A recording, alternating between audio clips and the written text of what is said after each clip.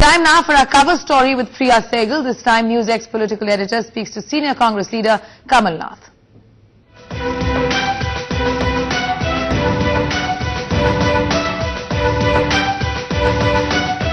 Today we talk to a man who arguably holds the most important job in today's government, the Parliamentary Affairs Minister Kamal Nath. But before I talk to him, himself, he's an organizational man. He's risen from the grassroots. He's an 8-term MP who spent 33 years in politics, held over 6 cabinet portfolios. He's worked closely both with Sanjay and Rajiv Gandhi. And now when the time came to find a man to fill Pranab Mukherjee's shoes, the Congress found one in Kamal Nath. You could say he's filling Pranab Mukherjee's place, both with a great deal of flair and a lot of competence. Mr. Nath, your toughest test is ahead is the next Parliament session. So Sushma Swaraj has said she will not be talking to you or the Speaker or the Congress. How are you going to manage that? Well, it's for her to decide how she wants to conduct herself. And Parliament does not belong to the Congress party or to the government. Parliament belongs to every political party and every member of Parliament. So one person standing up and saying that I'll frustrate Parliament, I really don't think works. So we'll see when we come to it. But it could be argued that you could have had the resignations of those 2 ministers earlier and then Parliament could have functioned smoothly. Well, I think demanding a resignation, I offered to have a discussion on the floor of the House. Right. The BJP wants to stand outside Parliament, wants to go to the TV studios and make comments. They can make those same points with Parliament running. What is the point they made which cannot be made in a discussion or debate in Parliament?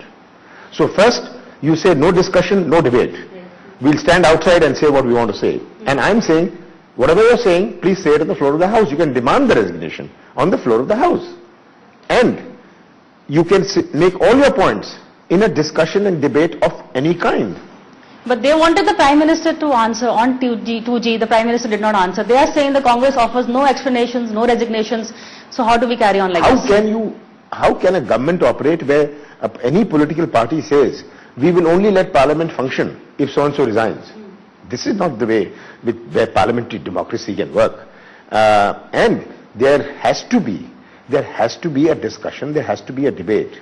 Unless that takes place, the sporadic points being made where government cannot respond. On the floor of the House, government can respond. But they'll go stand outside, give bites, and, say and run. This say and run politics is not parliamentary democracy. But they are arguing, Sushma Swaraj and even Harsimrat Badal in an interview to me said that Sonia doesn't let them speak in Parliament. The Congress doesn't let them speak. They are alleging the other way around. I think it's absolutely wrong. They will want to have their say, not allow the government to respond, and then they started with not having their say on the floor of the House. We'll have our say in the studios and outside Parliament, and that's it.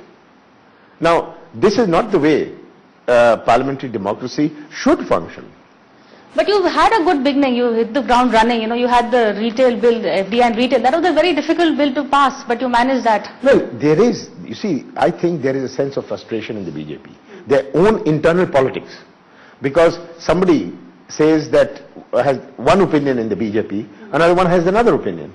The BJP is divided, you're saying? The BJP is divided, and it's their frustration coming out. And this is nothing but that. How did you manage that bill? It was overnight, I remember the retail bill. Overnight the BSP turned stand, did a U-turn, came out in support. It is said that actually you met Satish Mishra at night and Mayawati and convinced them. What exactly happened? Well, I'm engaging with all political parties, telling them our point of view. Now, unless there's something seriously wrong with what I'm saying, why should they not let something happen? Because the biggest fear on retail was the fear of the unknown. And I said that once we are empowering the states, it is for the states to monitor it, and the states did not allow it. But how can you not empower a state? The retail FDI policy only empowered the states, entitled the states, enabled the states to allow it. So there was no quid pro quo between you and... There was no quid pro quo. There was nothing that you assured them. I don't think it works that way. And even with the Samajwadi Party, when we explained to them, they said we don't know whether it's good or bad. So I said, if you don't know whether it's good or bad, well, you should support it and see in your own state whether you want to have it or not have it. It's for them to decide. And in fact, they say we should be empowered. Now I'm empowering them. And then they say, no, don't empower us. This is a strange thing. Well, your negotiating skills worked over there. How are you going to now manage your next big challenge, the food security and land acquisition bills? Well, again, the food security bill is a bill which impacts 65% of the people of this country. It's legislation for the people of this country. The land acquisition bill, which it's going to replace a bill of 1896 or something like that, is again for the people. It brings them justice. All political parties should support it. It's been through the standing committee. Should, but I had an all-party meeting on the land acquisition bill, and we arrived at a consensus. So there's nothing where there's any combativeness in this. But why the opposition? They are not in a mood to pass it there. Because they feel that the Congress or the government may get credit for it. And if that is their approach, they don't want the government to get credit for anything, well, then that's the politics which the people of this country will understand. Are you going to pass this through an ordinance? Is that the plan? Well, we have considered that. The Cabinet has not discussed it. Once Cabinet discusses it, then only will a decision be taken. Okay, moving on to the Congress party. You know, there has been a lot of discussion as to who would be the face of the Congress in 2014. Who do you think should lead the Congress? Well, Mrs. Sonia Gandhi is the president of the party. Rahul Gandhi is the vice president of the party. Of course, these are the two faces. Then there's Dr. Manmohan Singh, who is the prime minister. So it will be these three faces which the people of this country will be looking at. That was so in 2009, and what was so in 2009 will be in 2014. So the Prime Minister will be who? Who will be portrayed as the Prime Minister? Or will that be decided after? Well, I think Mr. Rahul Gandhi has to take a decision. The Prime Minister has himself said that he thinks younger people should take over. But so I don't think there is any confusion in this. We will be going into the elections just the way we went into the elections in 2009. The Congress recently celebrated its 4th anniversary of UPA 2. But you know, the celebrations were marred by criticism of the Prime Minister. Has he become a liability? Certainly not. The BJP has nothing to criticize. They are diverting attention from their Modis and from their Nitin Gadkaris and all that. So it's a deep sense of frustration. We must remember, the BJP has lost 2 states, Uttaranchal and Karnataka, in the recently held state elections. And they are trumpeting themselves as an alternative. Whenever they trumpet themselves as an alternative, they are sent back home by the people. But Ravi Shankar Prasad recently told me that Congress has had its last smile. Now from the next round of assembly elections, they're not going to win any of them. Well, he can say anything. They said that in Karnataka, they said that all the time. That's their style. I think that it doesn't deserve a comment. But they'll talk of governance, they'll talk of misgovernance without knowing what governance is. They'll criticize the Prime Minister that he doesn't run the country. Then who runs it? Mr. Modi runs the country? It's absolutely ridiculous. They'll say there's a rift between Mrs. Sonia Gandhi and the Prime Minister. And I can say very emphatically, I've seen the government very closely. There is no rift. There's absolute consensus between Mrs. Gandhi and the Prime Minister. But there is this whole talk, you know, whenever there is a resignation, congressmen come and tell us that, you know, Manmohan Singh didn't want Ashwini Kumar and Pawan Bansal to resign. It was Sonia who forced the hand. These stories are fed to us off the record. And later on, basically to distance Sonia from all that is wrong in government. No, it's not that at all. There's always a question of timing. Some more information had to be collected. When the story broke out about the 2 ministers, government never had the full information. Neither did the Congress party have full information. As information rolled out, well, a view was being taken. Then there's the question of timing. Now the opposition is demanding it. You say, here, please have it. In the end, you do an appropriate thing. Now first you do it. Then you ask, why didn't you do it earlier? Then you ask, why didn't you do it 3 days earlier? You ask, why didn't you do it 2 days earlier? Instead of saying, well, you did the right thing. That is the politics they are playing. But politics, a lot of it is perception and timing, you would agree. And Congress has lost a lot of it in delaying the resignations and being perception of being scam tainted. That is not sticking to the Prime Minister himself. No, I don't think so.